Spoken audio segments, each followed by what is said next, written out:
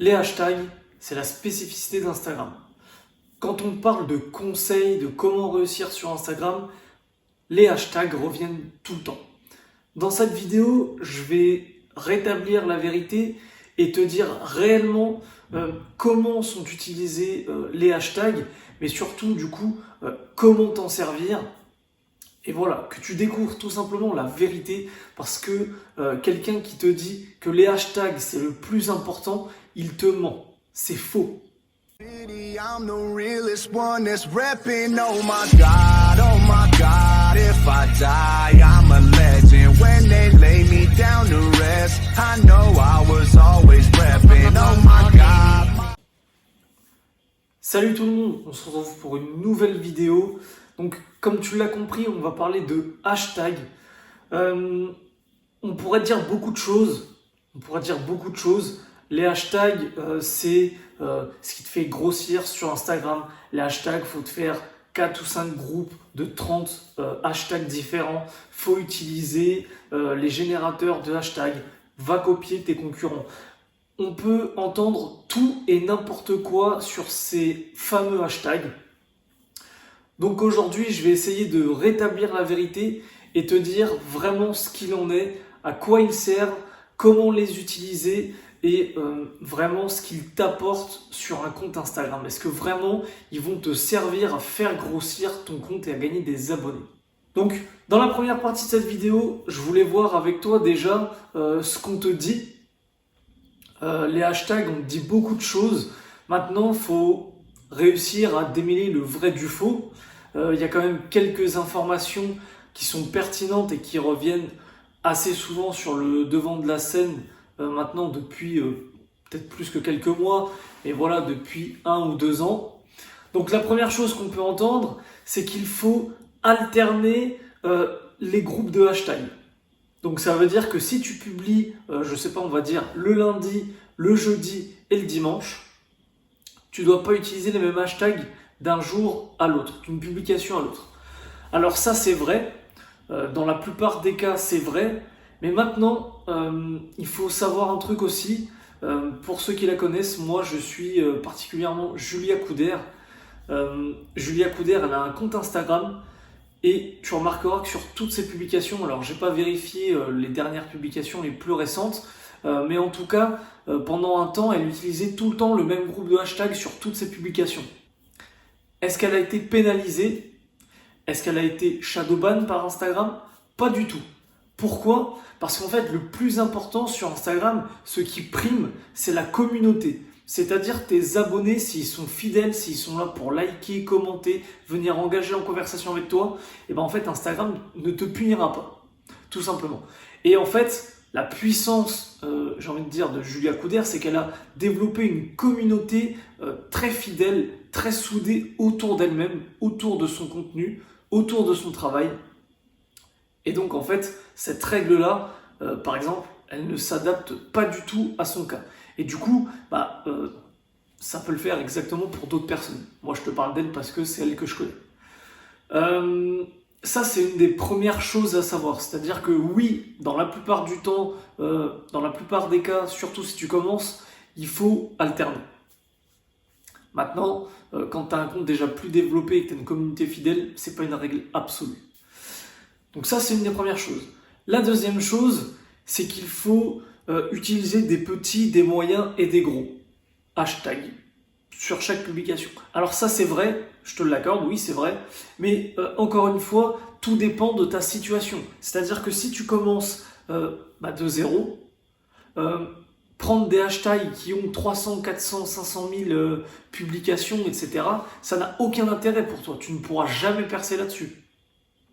Donc, il faut que tu t'adaptes en fonction de tes abonnés à ton compte, en fonction de, je sais pas, de la durée de ton compte, enfin plutôt pas de la durée, mais je veux dire depuis combien de temps tu es actif sur ton compte, etc., etc.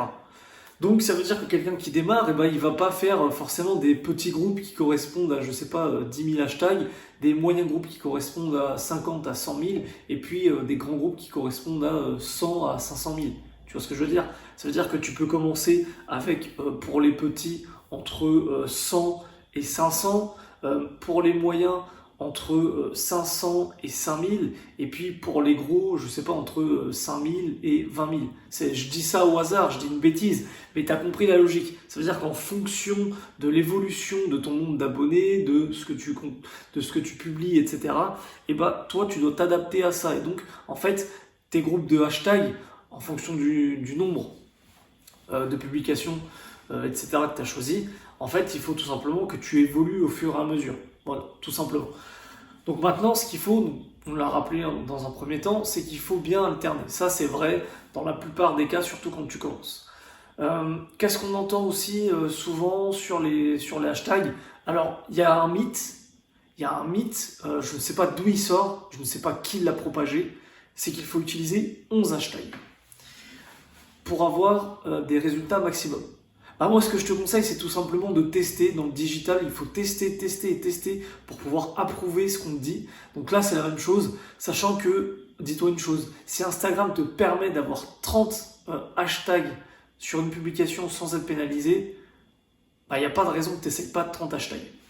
La difficulté, si tu prends 30 hashtags et que tu publies 4, 5, voire 7 fois par semaine, la difficulté, c'est qu'il va falloir que tu trouves 30 hashtags différents pour chaque publication dans la semaine. Donc potentiellement, si tu en utilises 30 sur les 7 jours, ça te fait un paquet d'hashtags à trouver, et selon la niche, ça peut être plus ou moins compliqué. Voilà, donc ça c'était le troisième point aussi qu'on pouvait évoquer. Donc ce qu'il faut, c'est tester, et après faire des analyses, parce que tu peux avoir un post avec 30 hashtags qui fonctionne, un autre avec 30 hashtags qui ne fonctionnent pas, mais c'est pas forcément les hashtags qui ont fait que. Donc voilà, ça c'est encore un autre point. Donc mon conseil, c'est de tester, et sache bien une chose, plus tu as de hashtags, plus ton post est dilué sur les différents hashtags. Donc potentiellement, si tu mets que 2 hashtags, il va être poussé sur ces 2 hashtags. Et tu vois, en fait, c'est une division. Ça veut dire que si tu mets que un hashtag, il est propulsé que sur celui-là. Donc peut-être plus de chance. Donc tu vois, c'est ce que je te dis. Il faut vraiment tester. C'est vraiment du test and learn. Voilà, donc ça, on a fait à peu près le tour des grosses choses qu'on dit autour des hashtags, de ce qui se dit pour, on va dire, performer. Maintenant, moi, je voulais surtout te dire la vérité. Donc là, on a vu un peu tout ce qui se dit. Maintenant, est-ce qu'il faut appliquer ces conseils? Oui, tu dois en général appliquer ces conseils que je viens de te dire. Maintenant, ce qu'il faut comprendre, c'est ce que je te disais pour le dernier point, c'est qu'il faut tester. Donc, quand tu trouves une information qui te dit que machin avec les hashtags, tout ça, tu dois tester. Tu dois pas te fier à 100% à ce qu'on te dit. Tu dois pas prendre ce que quelqu'un dit pour le Saint Graal sur Instagram pour percer, etc. Il faut tester. Et voilà, c'est la seule chose à faire pour réussir à comprendre les mécaniques de l'algorithme, etc. d'Instagram, pour réussir à progresser. Donc voilà. Maintenant, on va passer à la vérité vraie, j'allais dire. Ça se dit pas, mais voilà. Je vais te dire la vérité sur les hashtags que personne te dit. Hein. Qu'on soit bien d'accord. Personne ne va te dire non, en fait, les hashtags, ça sert à ça. En fait, les hashtags, tu peux faire n'importe quel groupe, tu peux trouver le groupe le plus performant, etc. C'est pas les hashtags en soi qui vont te donner de la visibilité, de l'engagement ou tout ce que tu cherches. Peu importe ce que tu cherches, en fait, c'est pas les hashtags qui vont faire que. En fait, la base et le départ de tout, c'est ton post en lui-même. Alors, qu'est-ce que j'entends par là ? Instagram, au début, c'était très facile, entre guillemets, de percer. Mais en fait, c'est comme tous les réseaux sociaux. Tu commences, le réseau social vient de sortir, c'est beaucoup plus facile que 10 ans après. C'est normal. Donc, prends en compte que ce qu'on te dit sur les hashtags, c'est vrai, mais c'est également faux. C'est-à-dire que les hashtags ne vont pas propulser ton post ou peu importe. Tout part de ton post, tu dois avoir un post qualitatif. Et en fait, on pourrait faire une vidéo de 2 heures là-dessus, parce qu'en fait, il y a toute la mécanique à expliquer. Mais comprends bien que la base de tout, c'est ton post. Si tu n'as pas un post qualitatif, qui n'est pas orienté pour ta cible, les hashtags ne feront rien du tout. les hashtags ne feront rien du tout. Maintenant, si tu as un post qualitatif où tu communiques de la bonne façon pour telle audience, que le post est qualitatif visuellement également, mais aussi, et c'est ce que je disais surtout avant, au niveau des informations qu'il contient, et bien là, éventuellement, ton post va être mis en avant parce qu'en fait, comme je te l'ai dit, en fait, il va être dispersé sur les différents hashtags et des gens vont liker, des gens vont commenter. Et en fait, plus tu as de likes, etc., et plus ton post est mis en avant. Donc voilà, la vérité c'est ça. La vérité c'est que les hashtags ne font pas tout. La vérité c'est que la base de tout, ce n'est pas tes groupes d'hashtags, etc. C'est le post en lui-même. Donc, tu l'as compris, travailler ces hashtags, c'est bien, mais c'est pas le travail prioritaire. C'est pas le travail prioritaire et je dirais que c'est même un travail secondaire dans le sens où le plus important c'est de travailler tes posts, travailler ta communication, comment je communique auprès de la cible que j'ai déterminée et donc tu l'as bien compris, faut déterminer ton persona, c'est essentiel sinon tu n'y arriveras pas, tout simplement.